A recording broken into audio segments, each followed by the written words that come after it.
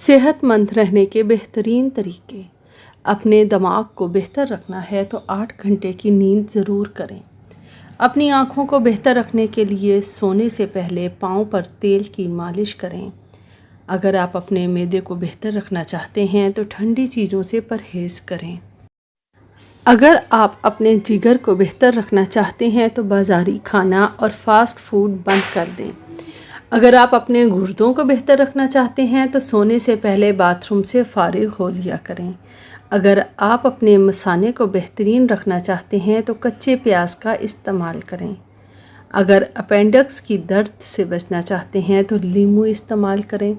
اگر آپ اپنے گلے کا خیال رکھنا چاہتے ہیں تو کالی مرچ کا استعمال۔ ہلدی عمر بڑھنے کی وجہ سے جلد پر ظاہر ہونے والے اثرات کو کم کرتی ہے، جس کی وجہ سے آپ جوان نظر آتے ہیں۔ چہرے کی جھریاں اور چھائیاں دور کرنی ہے تو انڈے کی سفیدی مفید ہے۔